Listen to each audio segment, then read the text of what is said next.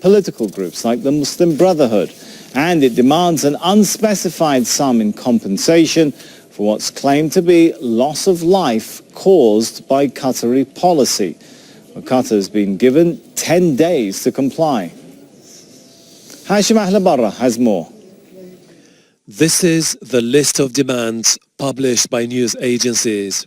In it, Qatar has 10 days to comply or the sanctions continue.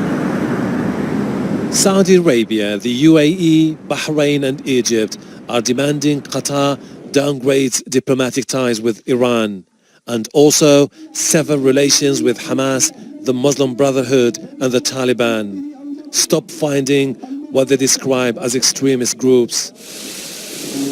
Qatar strenuously denies funding and says the accusations are politically motivated. Saudi Arabia and its allies are also calling on Qatar to shut down a Turkish military base in Qatar.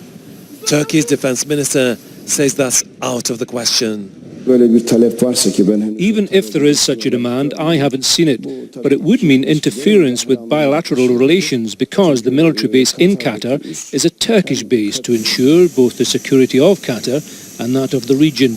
Before the demands were published, the US Secretary of State Rex Tillerson said they should be reasonable and actionable.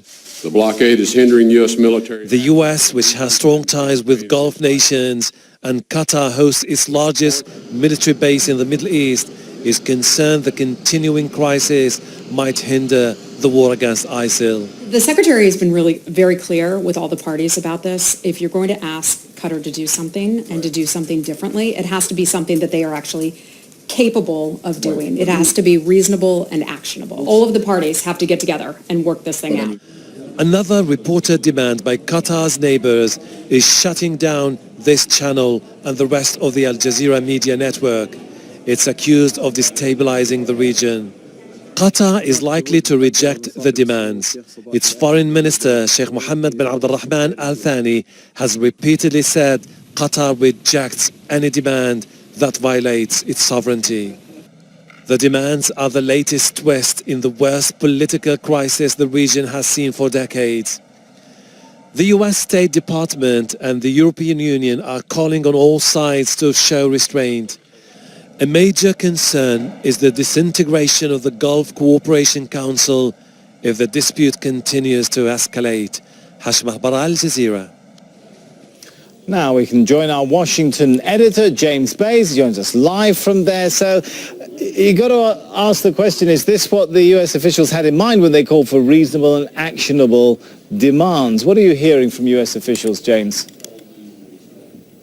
Well, no formal statement at this stage, Sammy, but I've been following the words coming out of the administration all week. They said at the beginning of the week they were mystified that there hadn't been proper reasons given for the blockade of Qatar, and they said their doubts were being raised every day as they didn't get those reasons. Then, when they heard that reasons were coming, as you say, they said that they needed to be reasonable and actionable. I think there'll be many who look at these and say that some of these things are not actionable, and many, if not all of them, are not reasonable. There's going to be a big problem, I think, for the US responding to this. Just take the media outlets, including this channel and this network, Al Jazeera. The US's long-standing policy is to support freedom of speech, freedom of the media. Closing down the biggest broadcaster in the Middle East clearly is not going to comply with that. Look at the demands with regard to the Turkish-Qatari military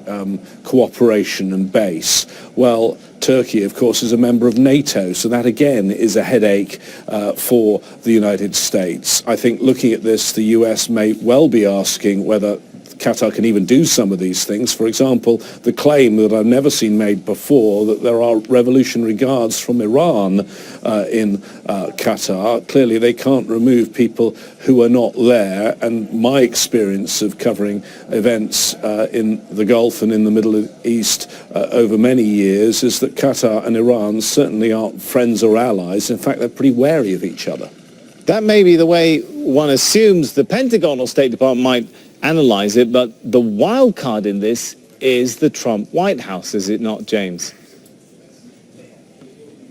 Well, we certainly saw at the very beginning of this crisis different positions coming out from the Secretary of State Rex Tillerson and from the White House and President Trump himself. And we know there is a close relationship, a personal relationship it seems now, between the new Crown Prince of Saudi Arabia and the President and his son-in-law Jared Kushner. Having said that, the White House has been pretty quiet on this in the last week or so and seems to have left it to Mr. Tillerson, who clearly has much more experience with his previous job as the head of Exxon with dealing with politics in the Gulf, and let him run this for now. We will see, I think, when we get, if we get soon, a response from the US administration, which part of the administration is now taking the lead. But certainly in recent days, it seemed like the State Department, and for that matter, the Pentagon, who sees this as a very crucial time, of course, with a big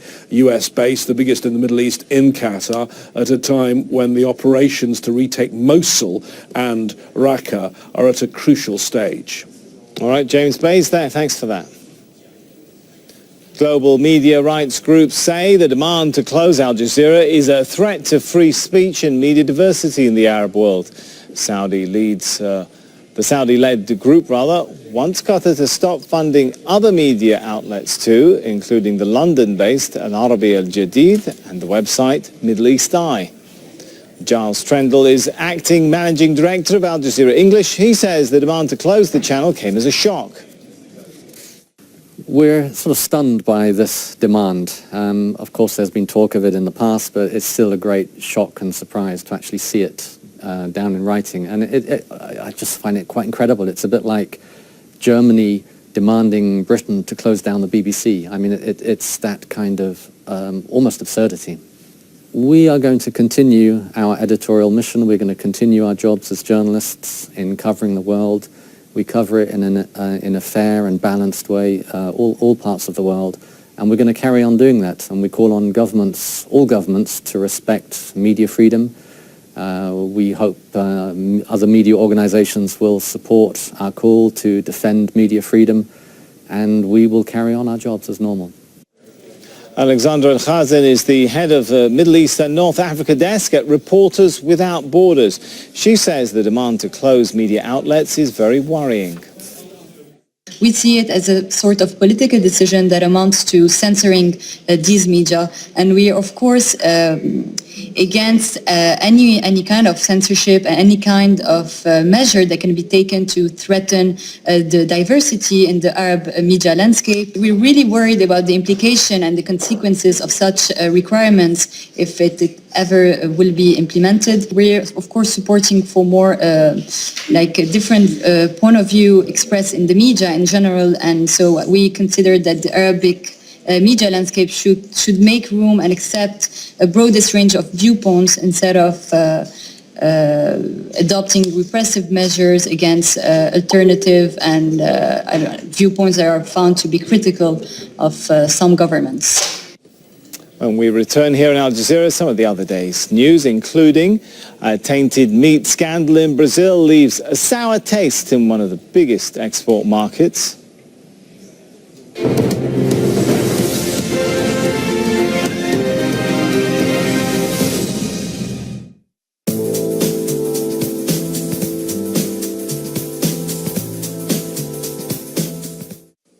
Hello, good to have you back. Well, here in China, we have been dealing with quite a bit of flooding across the central portions of China.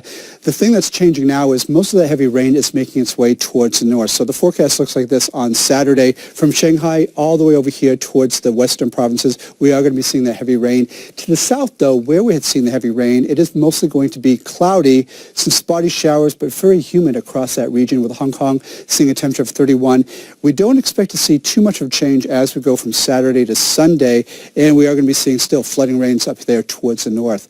Also, where we have seen some flooding rains is over here towards the eastern sections of India, particularly over towards Assam state. And you can see those clouds really making their way towards the north. I want to show you some video that has come in from Assam state where the flooding has been deadly just in the last 24 hours. 2 people have died because of electrocution as those power lines have fallen into the water. And unfortunately, we are going to be seeing some more heavy rain as that area tries to break out. But unfortunately, as you know, the monsoon season does go for several more months. Up to the northern part of India, though, we are looking at a temperature there of about 39 degrees here on Sunday. But as we go towards Nagpur, we are looking at about a little bit cooler with some rain in your forecast and a temperature there of about 34.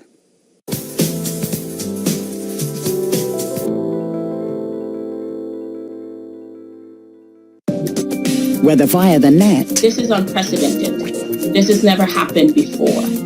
or if you join us on set. It's more a function of the audience paying attention to what they deem important to them. This is a dialogue. Everyone has a voice. I want to throw something at you from someone who has a different perspective. The conversation continues online using hashtag #AJStreet. Join the global conversation. At this time on Al Jazeera.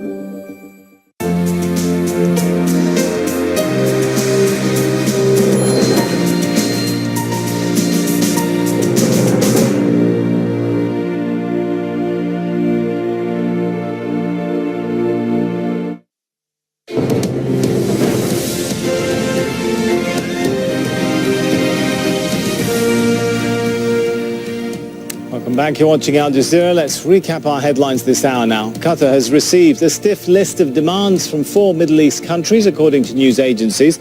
Saudi Arabia, the United Arab Emirates, Bahrain and Egypt say it must comply within 10 days if an embargo is to be lifted. The 13-point list reportedly calls on Qatar to close a Turkish military base, scale back diplomatic ties with Iran and shut down the Al Jazeera media network. Turkey's defense minister says any call to close its base in Qatar would be interference in bilateral relations. Global media watchdogs say the demand to close Al Jazeera is a threat to free speech and diversity in the Arab world. Reporters Without Borders says it amounts to censorship. At least 20 people have been killed in twin explosions in northwestern Pakistan. The blasts hit the town of Parachinar. 75 others have been wounded. It follows another blast that killed 11 people in Quetta city. It happened near the Inspector General's office. Kamal Haider is following the story from Pakistan's capital, Islamabad. What can you tell us, Kamal? Well, Sami, Parachinar is about 360 kilometers close to the Afghan border, northwest of Islamabad. We're told that there were 2 explosions, one after the other, in a busy marketplace in Parachinar. The first explosion attracted a lot of people to go towards that place to see what had happened, and also the rescue team. The second one, of course, would take more lives because that was apparently the intended tactic in the attack. But high casualties, as you mentioned, over 70 wounded. The military has sent 2 military helicopters from Peshawar to ferry the ones that are most badly in need of help. Also, an emergency has been declared in Parachinar itself, but this is not the first attack. However, this attack has come after a few months of lull. There have not been many attacks in Pakistan, and as you mentioned, it is coming less than 12 hours after their deadly attack in Quetta. This must be quite unsettling for people. Tell us about the mood there. Well, obviously, this is Ramadan, it's the last Friday, just a few days to go before the Eid holiday, so most of the people who were the victims in Parachinar were ordinary shoppers going about their shopping routines, possibly buying gifts for Eid, etc. The other attack in Balochistan also happening on the same day. The Jamaat-ul-Ahrar, which is a splinter group of the Tehreek-e-Taliban, has already taken responsibility for the attack in Quetta. And while this attack is happening in Parachinar, it's also important to note that Daesh has also entrenched itself just across the border in the Tora Bora mountains that became famous in the hunt for bin Laden many, many years ago. Sami? All right, Kamal Haider there. Thanks for that. South Korea has test-fired a new mid-range missile. It says it's in response to growing threats from North Korea. President Moon Jae-in watched the launch. He says it's important to have the military capability to what he called dominate the North and maintain peace. The launch was hours after the North's latest test, the firing of a rocket engine, possibly to power an intercontinental ballistic missile. Craig Leeson brings us more from Seoul. This is the first time new leader Moon Jae-in has had a chance to take a look at South Korea's missile system, and they thought they would test one just to show him the capabilities and also to show North Korea the technology that the South has. North Korea, just in Moon Jae-in's term since he was elected last May, has fired 5 missiles, not all of them ballistic. Some of them are cruise missiles, which are allowed under UN conventions, but they've fired 12 ballistic missiles, which are not allowed under UN resolution and cause not only South Korea consternation but also the international community. They've fired 12 since the start of this year. So this is not only a test to show the capabilities to the new leader Moon Jae-in, but also to demonstrate to North Korea that the South has the technology to counter any threat that they may send this way, and certainly to send a message that continued missile testing of ballistic missiles by the North, and in fact any testing of nuclear capabilities, will simply not be tolerated. And it's interesting that the timing for this should happen before the summit next week between Moon Jae-in and US President Donald Trump. Russia's main opposition leader, Alexei Navalny, cannot run for president. The Central Election Commission has ruled he's not able to stand due to his criminal conviction. Navalny was found guilty of embezzlement in February and given a 5-year suspended jail sentence. He says the court case was organized to stop him running for president. Now, police in London are considering manslaughter charges over the fire that's assumed to have killed at least 79 people in an apartment block. Officers say insulation and the cladding outside Grenfell Tower failed fire safety tests. They confirmed the blaze 2 weeks ago was started by a freezer that caught fire. The model of that refrigerator is now being investigated. Preliminary tests on the insulation samples collected from Grenfell Tower showed that they combusted soon after the test started. The initial tests on the cladding tiles also failed the safety tests. Such are our safety concerns on the outcome of those tests. We have shared our data with the Department of Communities and Local Government, and we have ensured that that information data has been shared with every council. Now, detectives in Britain have charged a man with terrorism-related murder and attempted murder following a mosque attack. Darren Osborne is accused of driving a van into worshippers leaving evening prayers at Finsbury Park Mosque in London on Monday. 11 people were injured and an elderly man later died of his injuries. Germany's Chancellor says Britain has made a good start by promising a fair deal to EU citizens living in the UK after Brexit. European leaders continue to discuss Britain's departure on the second day of their summit in Brussels. Prime Minister Theresa May says foreigners will be able to remain in the UK if they've lived there for 5 years. She says she's committed to ensuring Brexit will be good for Britain.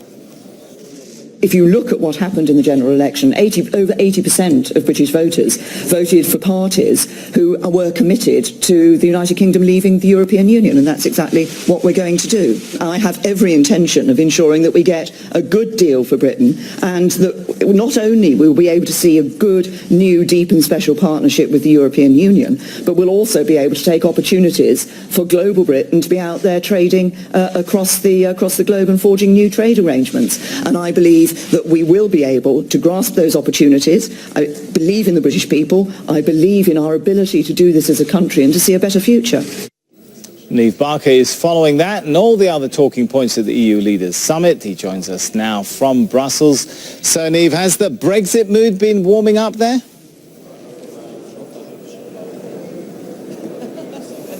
Yes, well, it has been warming up all week as Brexit negotiations actually began on Monday, and what we've been waiting to hear over the course of the last 2 days of this summit is what Theresa May's plans are regarding the rights of EU citizens in the UK when the UK, of course, leaves the European Union. She gave on Thursday night an outline of her plans, suggesting that if people have been resident in the country for 5 years, they can apply for something called a settled status, which is a new category allowing them to remain with access to things like pensions and healthcare, pretty much the rights that UK citizens have. If they've been there for less than 5 years at the point of Brexit, they'll also be able to remain, accrue some time and apply for that settled status a bit later on. She has described this in that very same press conference where you took that little piece of her comments. She described it very much as a fair and generous offer, but it's pretty much, in the last half an hour or so, been completely savaged across the board in the EU. We've had Donald Tusk describing it as being below expectations, a deal that risks worsening the situation for EU nationals in the UK. It's been described as vague by the Belgian Prime Minister, insufficient by others, even though early on when Theresa May gave the outline of her deal on Thursday, you had the likes of Angela Merkel saying it was a good first step. The impression across the board here is that much more needs to be done to safeguard the future of EU nationals in the UK, and more details really need to be given. We wait now until Monday for Theresa May to outline on paper exactly in detail what her plans are. Plenty of other issues for leaders to deal with there, from immigration to defence. Tell us about those.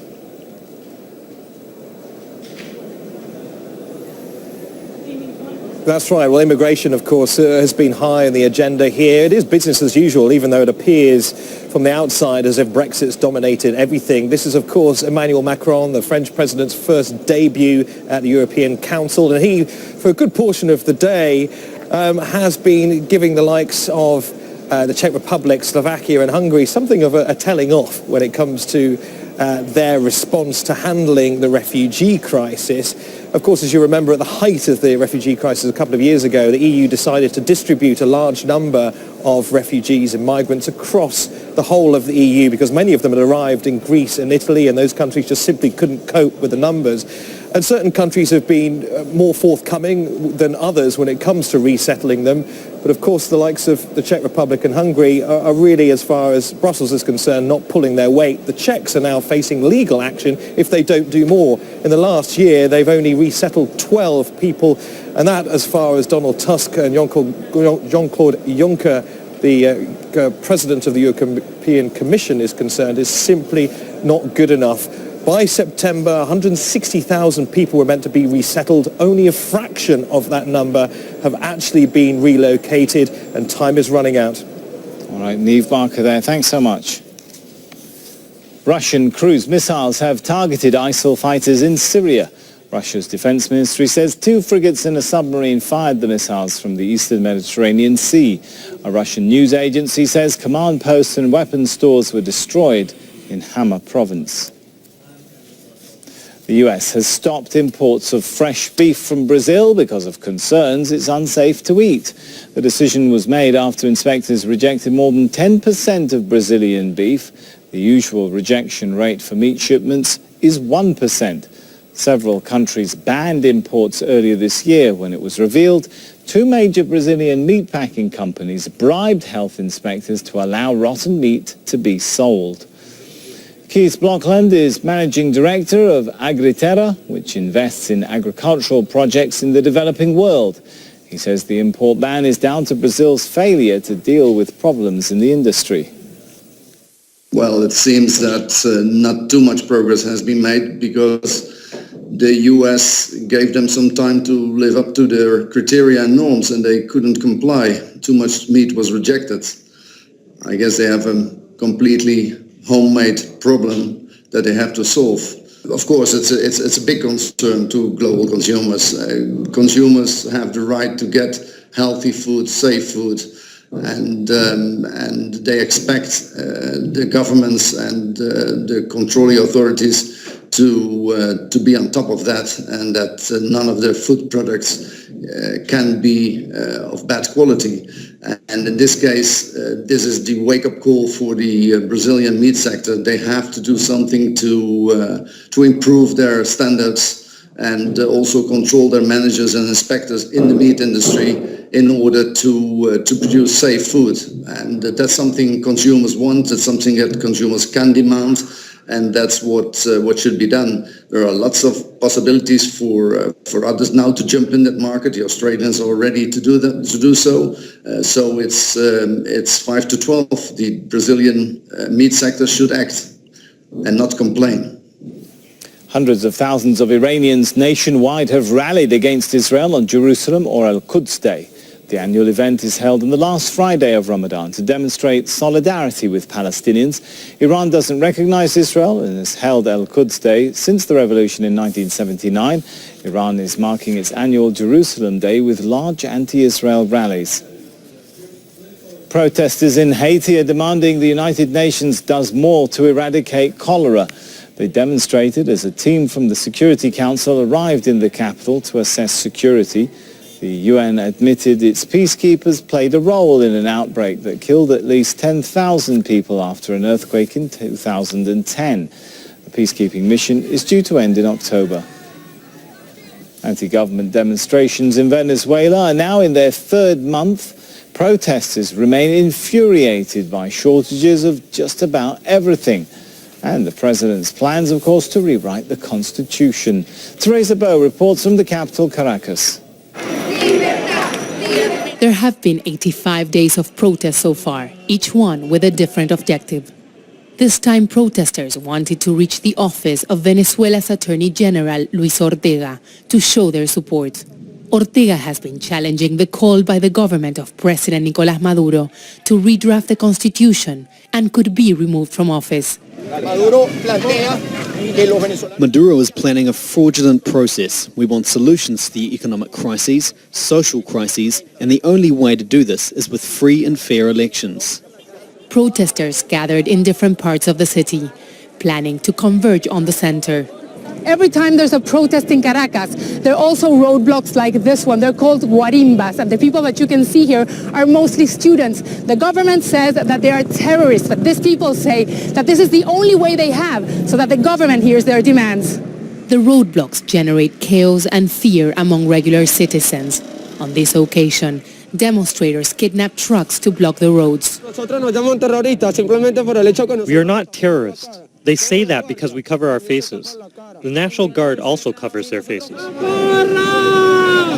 There was chaos again in Caracas, with security forces using tear gas and guns against the protesters. A 22-year-old man who worked as a nurse was killed, shot in the stomach by the National Guard. At the presidential palace, Nicolás Maduro received the foreign press. He told them he's open to negotiations with the opposition. We have permanent contact with leaders of the opposition, but these contacts are secret. I want a dialogue with an agenda, but our condition is that they disarm their groups and they stop taking their children to demonstrations. The opposition says it won't acknowledge the government's call for a constitutional assembly and planning to disrupt the process.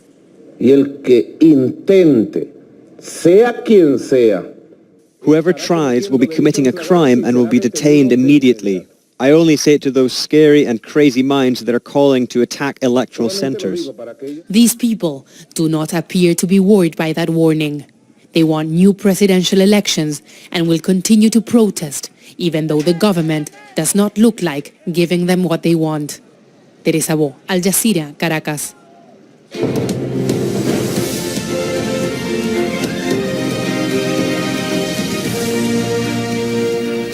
And time to take you through some of the headlines here in Al Jazeera now. Qatar has received a stiff list of demands from 4 Middle East countries, according to news agencies. Saudi Arabia, the United Arab Emirates, Bahrain and Egypt say it must comply within 10 days if it wants an embargo to be lifted. The 13-point list reportedly calls on Qatar to scale back its diplomatic ties with Iran, close a Turkish military base and shut down the Al Jazeera media network. Reuters news agency says the list was handed over by one of the 4 countries. Turkey's defense minister says any call to close its base in Qatar would be interference in bilateral relations. Turkey's parliament recently fast-tracked an agreement allowing the deployment of its troops to Doha. Even if there is such a demand, I haven't seen it, but it would mean interference with bilateral relations because the military base in Qatar is a Turkish base to ensure both the security of Qatar and that of the region. It might look contradictory to oppose it, since it would mean a compromise on regional security, which is the purpose of this military base. It's an important military base for regional security, and no country should be disturbed by it. Global media watchdogs say the demand to close Al Jazeera is a threat to free speech and media diversity in the Arab world. Reporters Without Borders say it amounts to censorship. In other news, at least 20 people have been killed in twin explosions in northwestern Pakistan. The blast hit the town of Parachinar. 75 others have been wounded. It follows another blast that killed 11 people in Quetta city. That happened near the Inspector General's office. No one has claimed responsibility for the attack. Russia's main opposition leader, Alexei Navalny, cannot run for president. The Central Election Commission ruled he's not able to stand due to his criminal conviction. Navalny was found guilty of embezzlement in February. He was given a 5-year suspended jail sentence. He says the court case was organized to stop him from running for president. It's the stream next, so stay with us here on Al Jazeera. On Counting the Cost, 1 year to the day, Brexit really is happening. As official divorce talks get underway, we'll size up what's changed. Beware the oil spill as crude prices sink. How will that impact the ongoing crisis here in the Gulf? And why it's now easier to buy Chinese stocks. Counting the Cost at this time on Al Jazeera.